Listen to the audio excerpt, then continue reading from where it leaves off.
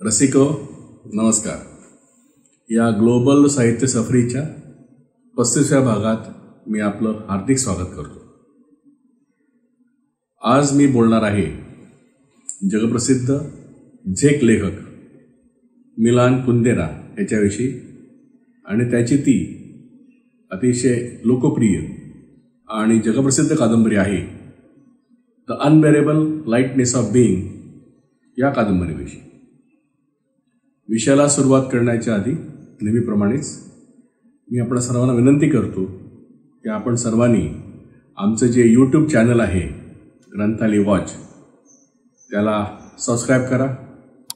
तिथे जे bell icon असेल ते प्रेस करा म्हणजे आमच्या कार्यक्रमाच्या सूचना आपल्याला नेहमीच मिळत जातील. दुसरी गोष्ट आहे की ग्रंथाली आता ट्विटरवर देखील आहे. @ग्रंथाली वॉच हे आमचं म्हणजे ग्रंथालीचं ट्विटरचा हँडल आहे. जे कोणी आपण ट्विटरवर असाल त्यांनी आम्हाला फॉलो करावं आणि जे कोणी आपण ट्विटरवर नसाल त्याने फक्त आम्हाला फॉलो करायला ट्विटर जॉईन करावं अशी मी आपल्याला नम्र विनंती करतो. तिसरी गोष्ट, हा माझा व्हिडिओ बघून आपल्याला जे काय वाटेल आपल्या प्रतिक्रिया आपले रिस्पॉन्सेस ते आपण या व्हिडिओच्या खाली कॉमेंट्स करून कळवा म्हणजे आम्हाला फार बरं वाटेल की अशा तऱ्हेचा रिस्पॉन्स फार महत्त्वाचा असतो हे आपण सगळे जाणतात. अलीकडेच जुलै 2023मध्ये वयाच्या 94व्या वर्षी फ्रेंच नागरिक म्हणून निधन पावलेला झेक लेखक मिलान कुंदेरा हा एक जगप्रसिद्ध कादंबरीकार. तसंच लघुकथा, कविता, निबंध आणि नाटक या क्षेत्रातही संख्येने फार नसलं तरी त्यानं लक्षणीय लेखन केल्यामुळे त्याचं नाव गाजलं. त्याचा जन्म 1 एप्रिल 1929 रोजी बोहेमिया या पूर्वीच्या झेकोस्लोवाकियातील म्हणजेच आजच्या झेक रिपब्लिकमधील मोठ्या प्रदेशातील ब्रुनो या शहरातील एका अतिपुरातन भागात झाला. त्याचे वडील लुडविक कुंडेरा हे एक मध्यमवर्गीय नावाजलेले संगीतशास्त्रज्ञ म्हणजेच म्युझिकॉलॉजिस्ट होते आणि ते पियानो वादक म्हणजे पियानिस्टही होते. ते काही काळ ब्रुनो युनिव्हर्सिटीचे कुलपती होते म्हणजे रेक्टर. तर त्याची आई मिलादा जानोसिकोवा ही शिक्षणशास्त्रज्ञ म्हणजेच एज्युकेटर होती. कुंदेराला लहान असल्यापासूनच वडिलांच्याकडून पियानो वाजवण्याचं शिक्षण मिळालं आणि संगीताची गोडी लागली. तसंच त्याला साहित्याविषयी देखील विशेष रस वाटायचा. त्यानं शाळेत शिकत असतानाच आपल्या पहिल्या कविता लिहिल्या तर महाविद्यालयात प्रवेश करण्यापूर्वीच झाज संगीतकार म्हणून कामही केलं.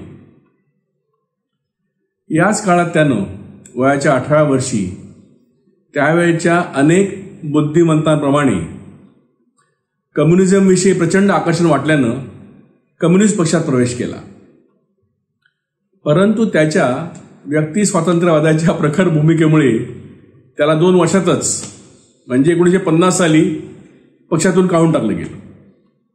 त्याला शिक्षण चालू ठेवण्यास प्रतिबंध झाला नाही आणि त्यानं प्रागमधील चार्ल्स युनिव्हर्सिटीमध्ये संगीतशास्त्र, चित्रपट, साहित्य आणि सौंदर्यशास्त्र म्हणजेच ॲस्थेटिक्स या विषयांचा अभ्यास करून वयाच्या 23व्या वर्षी म्हणजेच 1952 साली पदवी प्राप्त करून घेतली.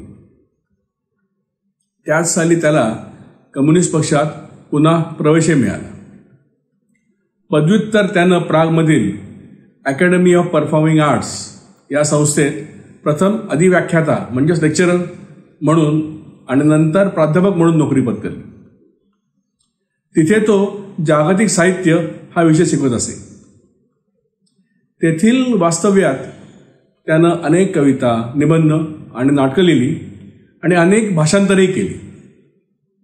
त्याचप्रमाणे लिटरामी नोविनी आणि लिस्टी या मासिकांच्या संपादक मंडळातही काम केले. राजकारणातील सक्रियता आणि लेखनाचा हव्यास यांची प्राथमिक परिणती म्हणजे त्याच्या पहिल्या कविता कट्टर कम्युनिस्ट विचारांच्या होत्या. किंबहुना त्यावेळच्या देशातील कम्युनिझमच्या वातावरणात एक प्रकारचं वादातीत आणि प्रचारात्मक लिखाण त्याचं झालं, म्हणून त्याचं लेखक म्हणून स्थान प्रस्थापित होण्यास काहीशी मदतच झाली. 1953 साली त्यानं आपलं मॅन अ व्हाईट गार्डन हे पुस्तक लिहिलं. 1955 साली त्यानं द लास्ट मे हे पुस्तक लिहिलं. त्यात त्यानं ज्युलियस फ्युसिक या चेकोस्लोवाकियाच्या कम्युनिस्ट पक्षाचा एक सक्रिय सभासद असलेला पत्रकार, लेखक आणि समीक्षक याचा जर्मन नाझींनी सत्तेत असताना केलेल्या कसून चौकशीचं वर्णन महाकाव्याच्या स्वरूपात केलेलं आहे. हे पुस्तक त्यानं फ्युसिकलाच अर्पण केलं. 1957 साली त्यानं मोनोलॉग हा कवितासंग्रह प्रसिद्ध केला, पण त्यातील उपरोधिक भाषा आणि विषयासक्त प्रेम यामुळे सत्ताधाऱ्यांनी त्याच्याबद्दल निषेध व्यक्त केला होता. या कवितासंग्रहाबद्दल मिलान कुंदेरा हा चेकोस्लोवाक कम्युनिस्ट पक्षाचा सदस्य होता, पण पक्षात सुधारणा झाली पाहिजे या मताचा होता. त्या बाबतीत त्याचं ख्यातनाम झेक राजकारणी, लेखक आणि कवी व्हास्लाक हॅवेल, जो 1989 ते 1992 या काळात कम्युनिस्ट चेकोस्लोवाकियाचा आणि नंतर 2003 पर्यंत झेक रिपब्लिकचा राष्ट्राध्यक्ष होता, त्याच्याशी मतैक्य होतं. या विषयावर कुंदेरानं 1961 साली झालेल्या 4th काँग्रेस ऑफ झेक रायटर्समध्ये एक अत्यंत प्रभावी भाषण दिलं होतं. नंतर जानेवारी 1968 साली पराग स्प्रिंग या योजनेअंतर्गत अलेक्झांडर ड्युबॉक हा नेता पक्षात काही सुधारणा योजत असताना त्यात कुंदेराने भाग घेतला होता. परंतु 21 ऑगस्ट 1968 रोजी रशिया, पोलंड, बल्गेरिया आणि हंगेरी या वॉर्सॉ पॅक्टच्या 4 कम्युनिस्ट राष्ट्रांनी चेकोस्लोवाकियावर आक्रमण केलं आणि तेथील आधीच्या कम्युनिस्ट पक्षाच्या निरंकुश सत्तेला अधिकच बळकटी आणली. याचा परिणाम सुधारणावादी कुंदेरावर होणं अनिवार्यच होतं. कुंदेरानं आपल्या हातून राजकीय चुका झाल्या असं कबूल करण्यास साफ नकार दिला. त्याबद्दल त्याची 1970 साली पक्षातून कायमची हकालपट्टी केली गेली. त्याला त्याच्या नोकरीवरून काढून टाकलं गेलं आणि त्याच्याच शब्दात सांगायचं म्हणजे त्याला दुसरी नोकरी देण्याचा कोणालाच अधिकार नव्हता. त्याच्या सर्व पुस्तकांवर बंदी घालण्यात आली. इतकंच काय, त्याला देशातील कोणत्याही वाचनालयात जाण्यासही प्रतिबंध करण्यात आला. मग त्याने लहान लहान गावात जात संगीतकार म्हणून किंवा कुठेतरी मोलमजुरी करून स्वतःचा जीवनक्रम चालू ठेवला. काही मित्रांच्या मदतीने तो त्यांच्या नावानं किंवा कोणत्या तरी टोपण नावानं लिखाण करायचा. त्याला ग्रहकुंडली म्हणजेच होरोस्कोप करण्याचे ज्ञान होतं आणि तो वृत्तपत्रात टोपण नावाखाली ग्रहकुंडली मांडत असे. त्याच्या चेहऱ्यावर असलेली काहीशी खिन्नतेची छटा ही जणू आपल्या कुंडलीत आपल्याला फक्त भोगच भोगायचा आहे अशा कल्पनेमुळे असावी. काही काळानं कुंदेराला फ्रान्समध्ये येण्याची संधी मिळाली आणि परवानगी मिळाली. तिथे त्यानं क्लॉद गॅलिमर या प्रकाशकाशी मैत्री केली, ज्यानं पुढे कुंदेराला फ्रान्समध्ये देशांतर करायला उद्युक्त केलं. त्याप्रमाणे 1975 साली कुंदेरा पत्नीसह परवानगी घेऊन फ्रान्समध्ये स्थलांतरित झाला. 1979 साली चेकोस्लोवाकियाने त्याचं नागरिकत्व रद्द केलं. प्रथम काही वर्ष फ्रान्समधील रेने येथील विद्यापीठात अधिव्याख्याता म्हणजेच लेक्चरर म्हणून काम केल्यावर 3 वर्षानंतर तो पॅरिसला कायमचा स्थायिक झाला. नंतर 1981 साली त्याला फ्रान्सचं नागरिकत्वही मिळालं. अशा तऱ्हेने वयाच्या 18व्या वर्षीच हिरिरीनं चेकोस्लोवाक कम्युनिस्ट पक्षात प्रवेश केलेल्या कुंदेराला 3 दशकानंतर वयाच्या 50व्या वर्षी स्वदेशाचं नागरिकत्व गमावल्यामुळे परक्या देशाचं नागरिकत्व स्वीकारावं लागलं. काय दैवदुर्दशा साहेब बघा.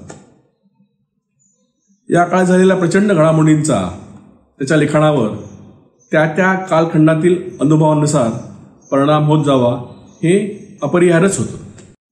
1962 साली कुंदेरानं the owners of the keys हे एक अंकी नाटक लिहिलं आणि त्याला प्रचंड यश मिळालं. 1967 साली लिहिलेली द जोक ही कुंदेराची पहिलीच कादंबरी. त्यात एका विद्यार्थ्याचं एका मुलीला रुबाब दाखवण्याबद्दल खाजगीत केलेल्या चेष्टामस्करीमुळे त्याचं आयुष्य कसं विस्कळीत होतं, त्याची प्रेयसी आणि मित्र यांच्याबरोबरच्या आयुष्यात गुंतागुंतीचे प्रसंग कसे येतात अशी कथा आहे. त्याद्वारे स्टॅलिनिझमच्या काळात पुष्कळ झेक नागरिकांच्या खाजगी जीवनावर आणि भवितव्यावर कसा भयानक परिणाम झाला यावरचं भाष्य विनोदी आणि औपरोधिक भाषेत केलेलं आहे. या पुस्तकाची नंतर अनेक भाषात भाषांतरं झाली. परंतु हे पुस्तक लिहिल्यानंतर वर्षभरातच ऑगस्ट 1968 मध्ये देशावर झालेल्या आक्रमणानंतर हे पुस्तक उपहासात्मक, कामुक आणि समाजवादाच्या विरोधातलं आहे असं म्हणून त्यावर बंदी घालण्यात आली. या पुस्तकाची इंग्लिश प्रत म्हणजे इंग्लिश भाषांतराची प्रत कुंदेराच्या समानासारखी होण्यास 1992 साल उजाडली. लाईफ इज एल्सवेअर ही कुंदेराची 1969 साली लिहिलेली दुसरी कादंबरी. कवितेला वाहून घेतलेला एक भाबडा आदर्शवादी असा एक कवी निंदास्पद राजकीय घोटाळ्यात कसा अडकला जातो याबद्दलची कादंबरी. या पुस्तकाची प्रत क्लॉद गॅलिमर या फ्रेंच प्रकाशकानं प्रागमधून फ्रान्समध्ये चोरून आणली. द फेअरवेल वॉल्स 1972 साली प्रसिद्ध झालेली कुंदेराची तिसरी कादंबरी. या देशातील एका लहानशा गावात एकत्र आलेल्या 8 व्यक्तींमधील प्रेम, द्वेष या भावना, होणारे अपघात अशा प्रसंगाने भरलेल्या गोष्टी आहेत. कुंदेराच्या पहिल्या 3 कादंबऱ्या त्यानं स्वतःच्या देशात कम्युनिझमचा अनुभव घेतलेल्या जीवनावर आधारित आहेत, तर पुढच्या 3 कादंबऱ्या त्यानं आपला देश कायमचा सोडून गेल्यानंतरच्या त्याच्या अनुमानावर आधारित आहेत. The book of laughter and forgetting या 1979च्या कादंबरीला उत्कृष्ट प्रतिसाद मिळाला. मानवी स्मरणशक्ती आणि ऐतिहासिक सत्य ही नष्ट करण्यासाठी आधुनिक राज्यांची प्रवृत्ती कशी असते याचं विनोदी आणि उपहासपूर्ण कथन 7 निळ्या कथेतून या कादंबरीत केलेलं आहे. त्यातून कम्युनिस्ट राजवटीला झेक जनतेनं निरनिराळ्या प्रकारे कसा विरोध केला हे दाखवून दिलेले आहे. त्यात काल्पनिक बाबी आहेत, आत्मचरित्र उल्लेख आहेत, तात्विक विवेचने आहेत. 1984 साली प्रकाशित झालेलं कुंदेराचं the unbearable lightness of being हे लोकप्रियतेचा उच्चांक गाठलेलं पुस्तक. याच पुस्तकावर मी आता पुढे बोलणार आहे. फ्रेंच भाषेत लिहिण्यास सुरुवात करण्यापूर्वी झेक भाषेत 1990 मध्ये लिहिलेली इमॉर्टॅलिटी ही कुंदेराची अखेरची कादंबरी. या आणि यानंतर लिहिलेल्या कादंबऱ्या या काहीशा कमी राजकीय स्वरूपाच्या होत्या, पण विशेषतः तात्विक स्वरूपाच्या आहेत. इमॉर्टॅलिटी कादंबरी 3 व्यक्तिरेखांभोवती फिरते. त्यातील निळ्या भागातील कथांमध्ये खऱ्या ऐतिहासिक व्यक्तींची नावं आहेत. प्रसिद्ध जर्मन कवी गथेच्या एका स्त्रीची असलेल्या संबंधांविषयी आहे, तर हेमिंग्वे आणि गथे स्वर्गात भेटल्यानंतर त्यांची झालेली मैत्री असा विषय आहे. तसंच त्यात एका स्त्रीनं आपल्याला पोहणं शिकवणाऱ्या शिक्षकाकडे सहज दृष्टिक्षेप टाकल्यातून निर्माण झालेल्या प्रसंगाविषयी लिहिलेला आहे. त्याद्वारे त्यानं कलात्मक निर्मिती म्हणजेच आर्टिस्टिक क्रिएशन हा विषय हाताळला. इमॉर्टॅलिटी या कादंबरीतील तत्वज्ञानविषयक कल्पनातून कुंदेराच्या फ्रेंच भाषेतील 3 कादंबऱ्यांचा जो उगमच झाला. 1995ची स्लोनेक्स, 1998ची आयडेंटिटी आणि 2000ची ला युनोरंका या कादंबऱ्यात त्यानं अनेक विषय, अनेक व्यक्ती यांच्या कथांची गुंफण केलेली आहे. त्यात त्यानं आधुनिकता, तंत्रज्ञान, स्मरणशक्ती आणि कामुकता या विषयावर तात्विक कल्पना व्यक्त केलेल्या आहेत. इग्नोर अंकामध्ये कम्युनिस्ट राष्ट्रांनी 1968 साली झेकोस्लोवाकियावर आक्रमण केल्यानंतरच्या 2 दशकातील 2 देशांतर केलेल्या व्यक्तींमधील प्रणयाची कथा आहे. त्यात कुंदेरानं असं ध्वनित केलेलं आहे की स्थलांतरितांना स्वगृहाची आठवण होऊन ते परत जाण्यात उत्सुक असतात ही साफ खोटी समजूत आहे. उलट स्थलांतर आणि त्यासंबंधीचा विसर हा माणसाला दुःखांपासून दूर करतो. 2013 साली कुंदेरानं द फेस्टिवल ऑफ इनसिग्निफिकन्स ही इटालियन भाषेत भाषांतर आलेली कादंबरी प्रसिद्ध केली. यात पॅरिसमधील 4 मित्रांच्या त्यांच्या स्त्रियांच्यावर असलेल्या संबंधांबद्दल आणि जगात प्रत्येक व्यक्तीला अस्तित्वाविषयी वाटणारी आशंका यावर विवेचन आहे. खुसखुशीत विनोद या कादंबरीचं खास वैशिष्ट्य. मिलान कुंदेरानं आपल्या लिखाणात निरनिराळे गंभीर आणि गुंतागुंतीचे विषय हाताळले. त्यात विषयांची विविधता हे एक वैशिष्ट्य, ते हाताळण्याची विशिष्ट पद्धती या दुसरं वैशिष्ट्य. त्याच्या पुस्तकात एकाधिकारशाही, निरंकुश सत्ता आणि त्या अनुषंगाने येणाऱ्या अनेक जुलमी पद्धती असे विषय असणं स्वाभाविकच होतं. पण त्याचप्रमाणे लैंगिक विषयी प्रकर्षाने आहेत. तसंच मृत्यू हाही विषय आहे. हे सर्व विषय हाताळताना विनोद, उपरोध आणि हलकेफुलकेपणा यांचा वापर हे कुंदेराच्या लेखनाचं खास वैशिष्ट्य.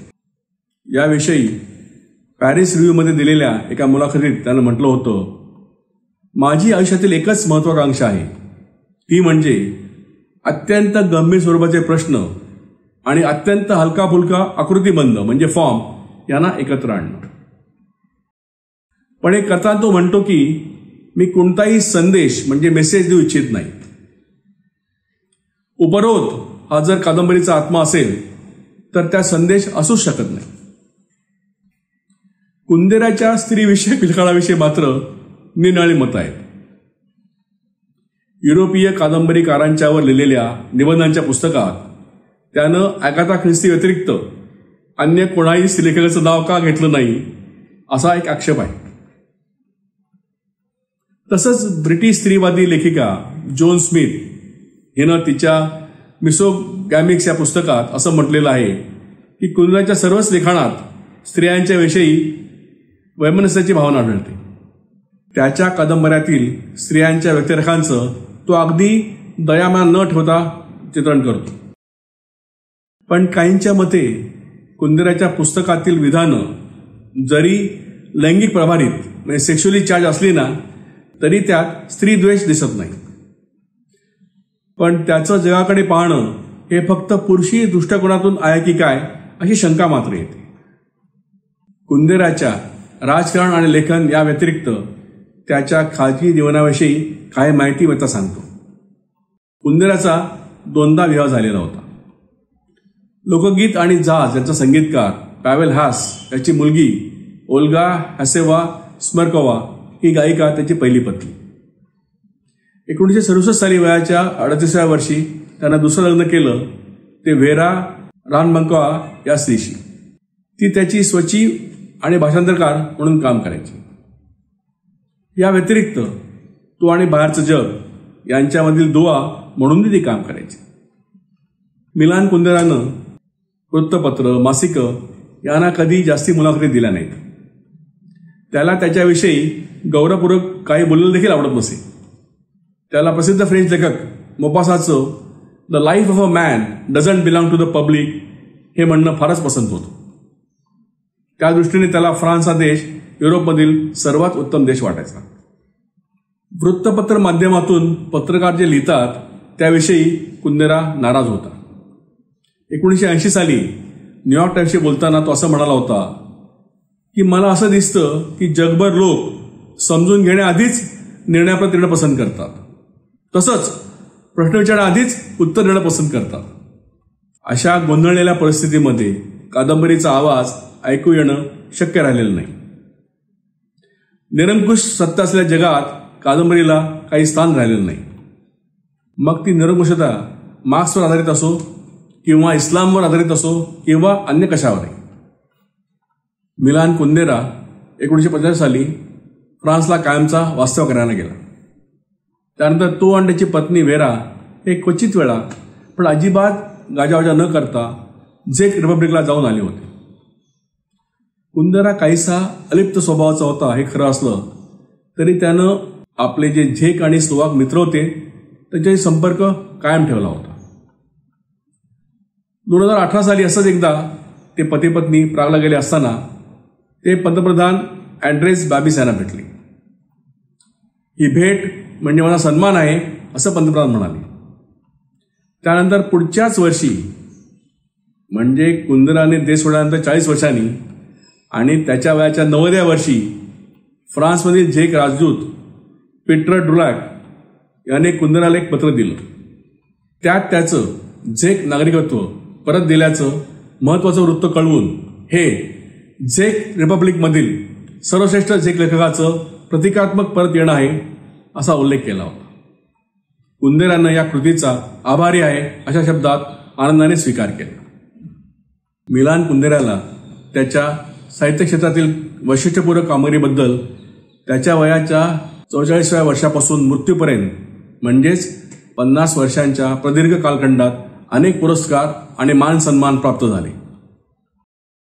ज्या साहित्यिकांना त्यांच्या प्रतिभेच्या मानानं प्रसिद्धी मिळत नाही अशांना पुरस्कार देण्यासाठी 1953 साली स्थापन झालेल्या फ्रेंच प्री मेडिसिस या वार्षिक पुरस्काराचा लाईफ इज एल्सवेअर या पुस्तकासाठी 1973 साली कुंदेरा मानकरी ठरला. नंतर 1919 साली त्याला द फेअरवेल वॉल्स या झेक कादंबरीसाठी मॉन्देलो प्राइज म्हणून इटलीचा साहित्यिक पुरस्कार मिळाला. मानवी स्वातंत्र्याच्या विषयी त्याने केलेल्या लेखांबद्दल त्याला जेरुसलेम प्राइज देण्यात आलं. नंतर 1927 साली त्याला युरोपीय साहित्यासाठी 1965 सालापासून देण्यात येणारं ऑस्ट्रियन पारितोषिक मिळालं. 2000 साली त्याला 18व्या शतकातील जर्मन तत्त्वज्ञ जोहान हर्दर याच्या नावानं 1964 ते 2006 या कालखंडात दिलं गेलेलं पारितोषिक प्रदान करण्यात आलं. हे मध्य आणि दक्षिण पूर्व युरोपातील सांस्कृतिक उपक्रमाबद्दल देण्यात येणारं प्रतिष्ठित आंतरराष्ट्रीय पारितोषिक मानलं जायचं. 2007 साली झेक राज्याचं साहित्यिक पारितोषिक, 2009 साली प्री मॉन्दियल सिनो डेल ड्युसा हे आर्थिकदृष्ट्या सर्वात जास्त म्हणजेच 2 लाख युरोंचं फ्रेंच पारितोषिक, 2010 साली मानद नागरिक हा ब्रुनोचा स्वगृहीचा सन्मान, 2011 साली त्याला नव्यानंच प्रस्थापित केलेलं पब्लिशियस ओविदियस नसायू या रोमन कवीच्या नावाचं इंग्लिश नाव असलेलं ओविड पारितोषिक देण्यात आलं. 2020 साली त्याला फ्रान्स काफ्का या ख्यातनाम लेखकाच्या नावाचं पारितोषिक दिलं गेलं.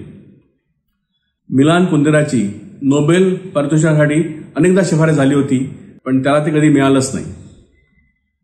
नुकत्याच झालेल्या कुंदेराच्या मृत्यूनंतर जर्नल ऑफ द एडिटर्स या ग्रीक वृत्तपत्रातील प्रत्येक पानावरील चालू घडामोडींच्या बातम्या कुंदेराच्या एका पुस्तकाच्या संदर्भात छापल्या गेल्या होत्या.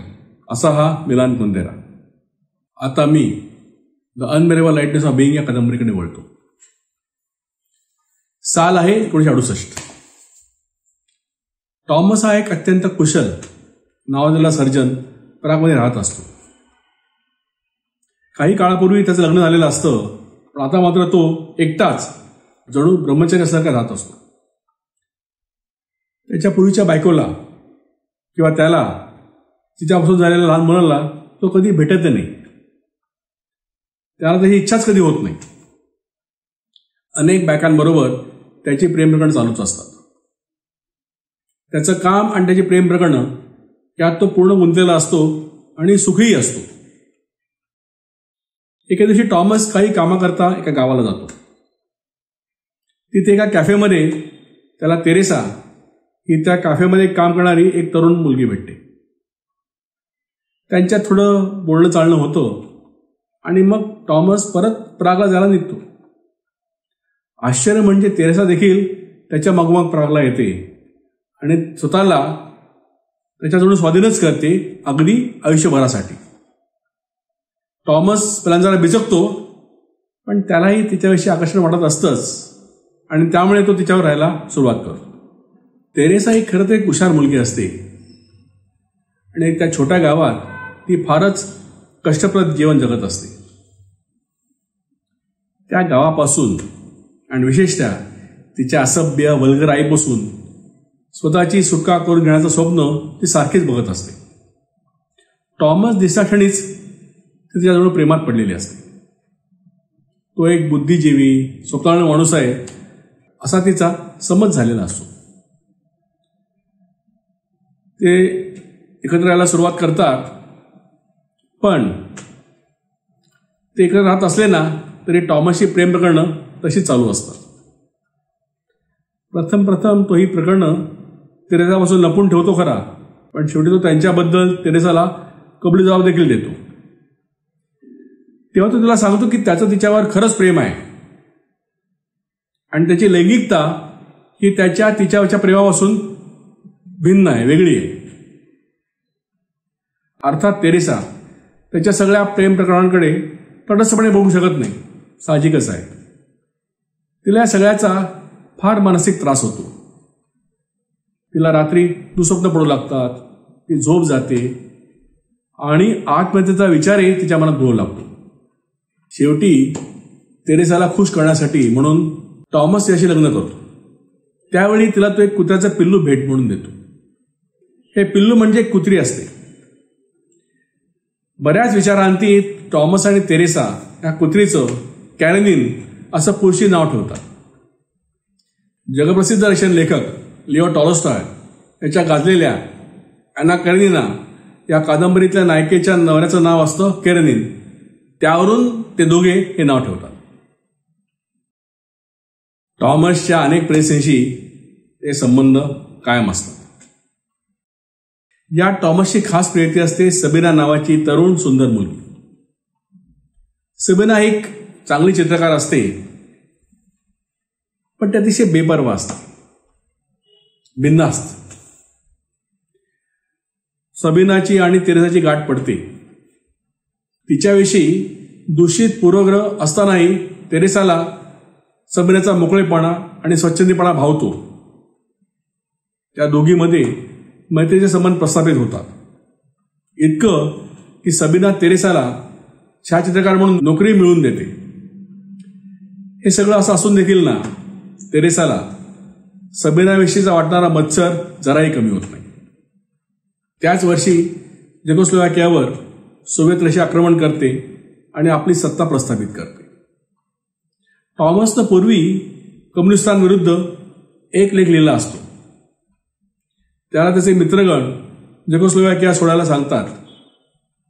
सबीना सर्वप्रथम देश सोडते, मग टॉमस आणि तेरेसाही देश सोडतात. ते तिघेही स्वित्झर्लंडला जातात. टॉमस आणि तेरेसा झुरिकला स्थायिक होतात, तर सबीना जिनिव्हामध्ये. टॉमसला लगेच काम मिळतं, कारण तो फार प्रसिद्ध सर्जन असतो. पण तेरेसाकडे कुठलीच नोकरी नसते, त्यामुळे ती घरातच वेळ काढू लागते. इथे झुरिकमध्येही टॉमसची वेगवेगळी प्रेमप्रकरणं सुरू होतात. असा काही काळ जातो आणि शेवटी या सगळ्याचाच तेरेसाला कंटाळा येतो आणि एके दिवशी टॉमसला काही न सांगता ती एकटीच झुरिक सोडते आणि प्रागला परतते. प्रथम टॉमस त्याला अचानक मिळालेल्या संपूर्ण स्वातंत्र्याचा आस्वाद घेण्याचा प्रयत्न करतो खरा, पण त्याचा ना खरोखरच तेरेसाला जीव असतो. त्यामुळे त्याचं मन तिच्याशिवाय झुरिकमध्ये रमत नाही. शेवटी तोही प्रागला परततो. टॉमस आणि तेरेसाने एका अर्थी त्यांना मिळालेल्या स्वातंत्र्याचा स्वघोषणेत त्याग केलेला असतो, कारण त्यानंतर देश सोडणं त्यांना अशक्यप्राय असतं. एका इस्पितळात टॉमस परत काम करू लागतो. प्रागमध्ये टॉमसच्या राजकीय भूमिकेमुळे त्याला आठवणी येऊ लागतात. तो त्यानं मागे कम्युनिस्टांच्या विरुद्ध लिहिलेल्या लेखाविषयी दिलगिरी व्यक्त करायला नकार देतो. परिणामी त्याची इस्पितळातील नोकरी जाते. चेकोस्लोवाकियातील कम्युनिस्ट राजवट आणि त्या राजवटीचे छुपे विरोधक हे दोन्ही गट टॉमसला स्वतःकडे वळवण्यासाठी अनेक प्रयत्न करतात. त्याचा मुलगाही त्याला भेटतो, तो आता मोठा झाला असतो आणि त्याचं मन वळवण्याचा यशस्वी प्रयत्नही करतो. टॉमस मात्र त्याच्या मतावर ठाम असतो, कारण त्याला स्वतःचा उपयोग कुठल्याही राजकीय विचारांसाठी करून द्यायचा नसतो. शेवटी टॉमस जगण्यासाठी म्हणून खिडक्यांची तावदानं धुण्याचं काम स्वीकारतो. त्याची कीर्ती सगळ्यांना माहिती असते, पण कोणाचाच काही इलाज नसतो. तिथे त्याची प्रेमप्रकरण चालू होतात. तेरेसा त्या एका रेस्टॉरंटमध्ये बार टेंडरचं काम करत असते. एका नाजूक क्षणी ते एका अनोळखी इंजिनियर बरोबर शरीर सुख घेते. पण ही घटना घडल्यावर ती अतिशय बेचैन होते, व्यथित होते. हा इंजिनियर तिला परत कधीच भेटत नाही. त्यामुळे तिची अशी खात्री होते की तो एखादा हेर असावा आणि कम्युनिस्ट राजवटीनं त्याचा उपयोग तिची काही खाजगी माहिती काढण्यासाठी केलेला असावा. तिची अवस्था मग फारच शोचनीय होती. शेवटी ती टॉमसला गळ घालते की त्याने पराग सोडून एखाद्या गावाला, छोट्या गावाला स्थलांतरित व्हावं. टॉमस आधी नकार देतो आणि शेवटी थोड्याशा नाखुशीनेच मान्यता देतो. एका अर्थी टॉमसच्या अनेक प्रेम प्रकरणांचा हा शेवटच असतो. एका लहान गावात टॉमस आणि तेरेसा स्थलांतरित होतात. त्यांची कुत्री केरेनिन देखील त्यांच्याबरोबर असते. काही वर्षे ते तिघही आनंदात राहतात. मध्येच केरेनिनचा कॅन्सरनं मृत्यू होतो. पुढे काही वर्षानंतर एका रात्री अपघातात टॉमस आणि तेरेसा या दोघांचाही मृत्यू होतो. इथे जिनिव्हामध्ये सबिना राहत असते. तिथे तिचा फ्रान्स नावाच्या एका महाविद्यालयीन बुद्धिजीवी प्राध्यापकाशी परिचय होतो. त्यांचे एकमेकांचे संबंध जुळतात आणि त्यांचं प्रेम प्रकरण सुरू होतं. फ्रान्सचा मारी क्लॉड या सुंदर स्त्रीशी विवाह झालेला असतो आणि तो तिच्याशी प्रतारणा करत असल्याची जाणीव त्याला अस्वस्थ करत असते. पण सबिना ही झेकोस्लोवाकियातील सोव्हिएत राजवटीच्या विरोधी आहे आणि बिनधास्त आहे असा त्या समज होतो. त्यामुळे त्याला तिच्याविषयी प्रचंड आकर्षण वाटत असतं. शेवटी फ्रान्स धीर करून त्याच्या बायकोला खरी परिस्थिती सांगतो आणि तिचा त्याग करून तो सबिनाकडे राहण्यासाठी म्हणून येतो. पण त्याआधी सबिना जिनिव्हा सोडते आणि पॅरिसला जाते. तिथे काही काळ राहून ती अमेरिकेला जाते. तिथेच तिला एका पत्राद्वारे टॉमस आणि तेरेसाच्या अपघाती मृत्यूची बातमी कळते. अमेरिकेत ते एका वृद्ध दाम्पत्याकडे राहू लागते. इथे जिनिव्हात फ्रान्स आपल्या बायकोपासून वेगळाच राहत असतो. सबिनाच्या तशा तडकाफडकी प्रयाणानंतर तो एका तरुण विद्यार्थी मुलीबरोबर राहू लागतो. सबिनाने त्याला फसवलं आहे हे तो कधीच मान्य करत नाही. पुढे फ्रान्सला चळवळींचं आकर्षण वाटू लागतं. तो अनेक मोर्चा, निदर्शनात, आंदोलनात भाग घेतो. त्याला त्याची नशा चढते. इतकं की एकदा तो थायलंडमध्ये देखील एका मोर्चात भाग घ्यायला जातो. कंबोडियाच्या सीमेवर हा मोर्चा निघणार असतो. त्यात भाग घेऊन झाल्यावर फ्रान्स बँकॉकला परततो. तिथे एका रात्री त्याच्यावर चोरीसाठी हल्ला केला जातो. हल्ला करणारा पळून जातो, पण त्यात फ्रान्स प्रांतिक जखमी होतो आणि त्याचा बँकॉकमध्ये मृत्यू होतो. त्याच्या मृत्यूनंतर त्याची बायको त्याचा मृतदेह आपल्या ताब्यात घेते. त्याच्या थडग्यावर अ रिटर्न आफ्टर लॉंग वँडरिंग्स हे वाक्य लिहिलेलं असतं. आणि रसिको, ही कादंबरी इथेच संपते. मिलान कुंदेराची ही जगप्रसिद्ध कादंबरीचं कथानक जे आहे ना, ते अतिशय गुंतागुंतीचं आहे. सोव्हिएत युनियननं झेकोस्लोवाकिया देशावर केलेल्या आक्रमणानंतर त्याचा सामान्य माणसाच्या आयुष्यावर कसा परिणाम होतो हे ही कादंबरी फार समर्थपणाने चित्रित करते. हे करत असतानाच एकंदर मानवी जीवनावर आणि मानवी जाणीवांवर देखील कुंदेरा अतिशय मार्मिक भाष्य करतो. यासाठीच त्यानं झेकोस्लोवाकियावर जेव्हा सोव्हिएत युनियन कब्जा करतो तोच काळ निवडलेला आहे. कारण हा काळ प्रचंड उलथापालथीचा आहे. या कादंबरीची रचना करताना कुंदेरानं ही कादंबरी 7 भागात विभागलेली आहे. या प्रत्येक भागात अनेक प्रकरणं आहेत आणि ही सगळीच प्रकरणं अतिशय छोटेखानी आहेत. या कादंबरीचं हे खास वैशिष्ट्य आहे. तसं हे कथानक एका सरळ रेषेत जाणारं नाहीये. हे कथानक कधी वर्तमान काळातून भूतकाळात, तर कधी भूतकाळातून परत वर्तमान काळात अगदी सहज वावर करतं. आपण ज्याला सिमलेस म्हणू ना, त्या तऱ्हेने. यामुळे ही कादंबरी वाचताना प्रथम थोडा गोंधळ उडू शकतो, पण हे कथानक पुढे सरकताना कुंदराचं हे आगळं वेगळं काळ भ्रमण आपल्या अंगवळणी पडलं की आपला गोंधळ तसा फार काळ टिकत नाही. कादंबरीची सुरुवात कुंदेरा हेवीनेस म्हणजेच जडपणा किंवा जडत्व विरुद्ध लाईटनेस म्हणजेच हलकेपणा किंवा मोकळेपणा यावरच्या तात्विक विवेचनाने करतो. प्रसिद्ध जर्मन तत्ववेत्ता फ्रेडरिक नीत्शेनं असं म्हटलेलं आहे की आपल्या आयुष्याचा प्रत्येक क्षण हा पूर्वी अनेकदा आलेला आहे आणि पुढेही अगणित वेळा येणार आहे. या क्षणाची जबाबदारी घेणं म्हणजे मानवी जीवनाचं सर्वात जड असं ओझं आहे.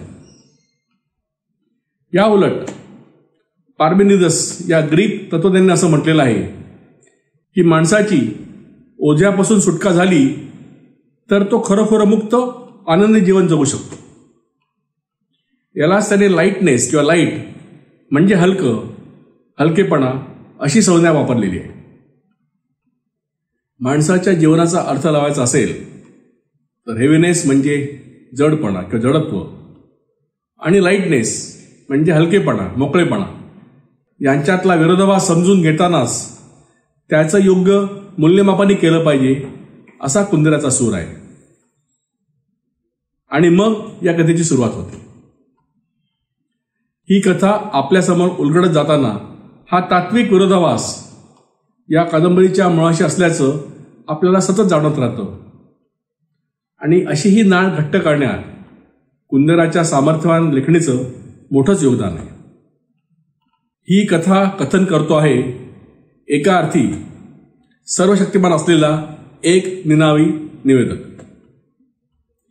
ही कथा सांगताना मध्ये मध्ये तो कादंबरीतील घटनांवर, त्यातल्या व्यक्तींच्या कृतींवर, त्या व्यक्तींच्या विचारांवर, त्यांच्या भावविषयांवर अनेकदा ज्याला आपण आयरॉनिक म्हणून ना असं भाष्यही करतो. बरेचदा तो तत्वज्ञानातील काही विचार प्रणालींचा उहापोही करतो. कधी कधी हा निवेदक आपल्याला परिचित असलेल्या अनेक संज्ञांचे वेगळेच अर्थ लावतो. 2 पुरुष, 2 स्त्रिया आणि 1 कुत्री यांची खरं तर ही कथा आहे. त्यांचे एकमेकांशी वेगवेगळ्या पातळींवर काही भावसंबंधही आहेत. या सगळ्या कथानकाला असं आगळंवेगळं स्वरूप दिल्यामुळे ही कादंबरी अतिशय उठावदार झालेली आहे हे मात्र निःसंशय. मिलान कुंदेराच्या कथनशैलीला तात्विक मलामत तर आहेच, ती तात्विक आहेच. तरीही या कथनशैलीत प्रकाशाने जाणवेल अशी सहजता देखील आहे. कुंदेराच्या या सहज साध्या कथनशैलीनं या कादंबरीचं कथानक अतिशय समृद्ध झालेलं आहे.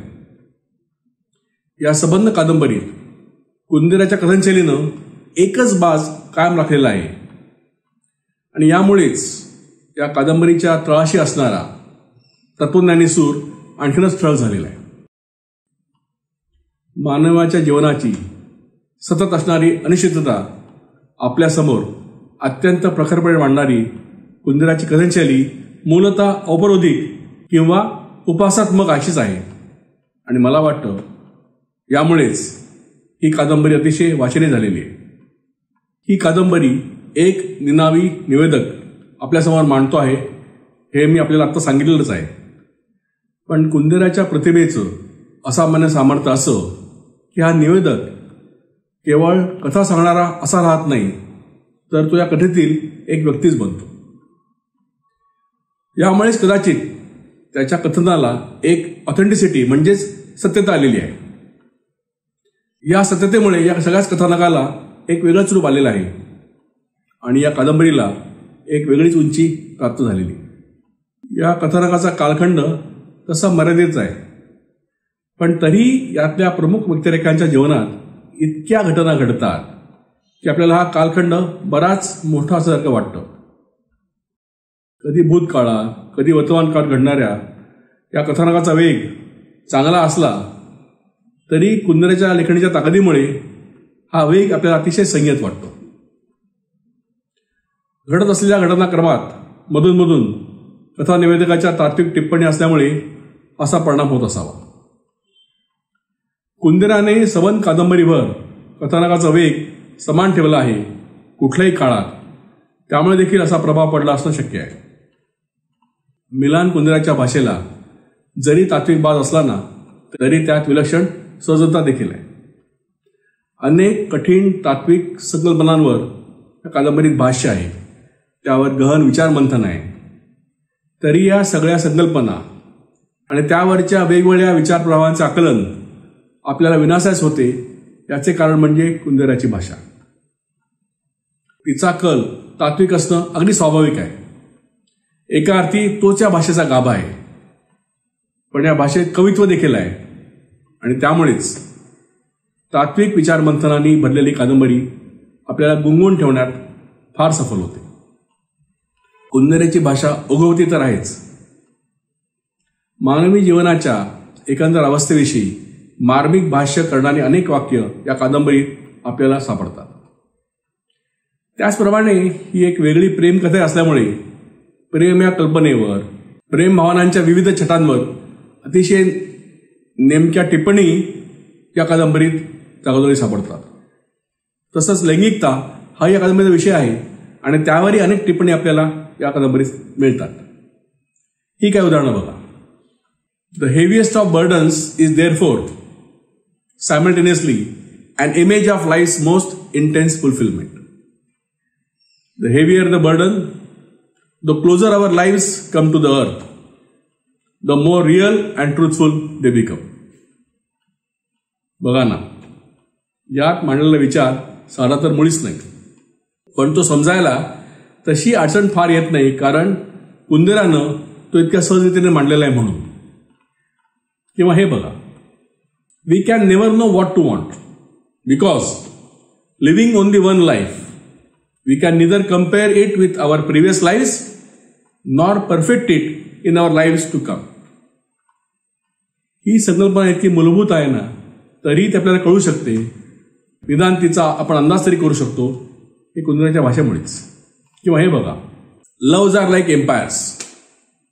When the idea they are founded on crumbles, they too fade away. केवढं मोठं सत्य किती सहजपणे कुंदेरानं मांडलेलं आहे ते बघा. किंवा हे बघा, perhaps the reason we are unable to love is that we yearn to be loved. That is, we demand something love from our partners instead of delivering ourselves up to him demand free and asking for nothing but his company. प्रेम भावनेच्या विविध छटा किती ताकदीनं कुंदेरा आपल्यापुढे सादर करतोय ते बघा, आणि तेही अगदी आपल्याला कळेल अशा शब्दात. या कादंबरीच्या अभूतपूर्व यशात कुंदेराच्या या जबरदस्त भाषेचा फार मोठा वाटा आहे, हे मान्य करावंच लागेल. मानवी जीवन, प्रेम भावना, लैंगिकता यांचे सगळे विभ्रम अतिशय बारकाईने टिपून, तेवढ्याच बारकाईने ते आपल्यापुढे सहजच मांडणारी अशी कुंदेराची अतिशय रसाळ भाषा आहे. या कादंबरीत व्यक्तिरेखांची संख्या तशी मर्यादितच आहे. प्रमुख व्यक्तिरेखा तर 5च आहेत आणि यात एक कुत्री आहे. तेरेसा ही टॉमसची तरुण पत्नी, मृदुभाषी, भाबडी, सरळ मार्गी अशी एक छायाचित्रकार. झेकोस्लोवाकियातील राजवटीत बदल झाल्यावरती बदलते. आपल्या छायाचित्रांच्या साहाय्याने राजवटीला विरोध करणाऱ्यांना मदत करण्याचा प्रयत्न करते. टॉमसच्या व्यभिचाराबद्दल ती त्याचा कधीच निषेध करत नाही, पण झुरत राहते. मानवी शरीर ही शर्मेची गोष्ट आहे असं तिचं मत झालेलं असतं, तरी शेवटी ती मोहाला बळी पडतेच. एका अनोळखी गृहस्थाबरोबर शरीरसुख घेऊन व्यभिचारही करते. शेवटी सगळं असह्य होऊन टॉमसला गळ घालून त्याच्या आणि त्यांच्या कुत्रीबरोबर एका लहान गावात स्थलांतरित होते आणि स्वतःच्या मृत्यूपर्यंत अत्यंत आनंदात काळ घालवते. दुसरी सबीना, टॉमसची सगळ्यात जवळची मैत्रीण आणि त्याची सर्वात लाडकी प्रेयसी. लाईटनेस म्हणजे हलक्यापणाची, म्हणजेच मोकळं जगण्याची अतिशय आवड असणारी, तशा जगण्याचं जणू मूर्तिमंत उदाहरण असलेली, झेकोस्लोवाकियाच्या सोव्हिएत राजवटीला प्रखर विरोध असणारी, जिनिव्हामध्ये गेल्यावर फ्रान्सची मैत्रीण बनलेली आणि शेवटी त्याचाही त्याग करून परागंद होणारी एक कुशल चित्रकार असलेली, अतिशय बिनधास्त. फ्रान्स हा सबिनाचा जिनेवामधील प्रियकर. सबिनाला रोमॅन्टिक आणि विद्रोही संबंधामुळे तिच्याविषयी अति आकर्षण असलेला, पण त्याचबरोबर आपण आपल्या बायकोशी प्रतारणा करत असल्याची जाणीव झाल्यामुळे व्यथितही होणारा, कनवाळू असलेला, पुस्तकांशी सतत निगडीत असलेला, मोकळं जगण्यासाठी मोर्चात आणि आंदोलनात भाग घेणारा आणि शेवटी एका अनाठे गुन्ह्याची शिकार होणारा.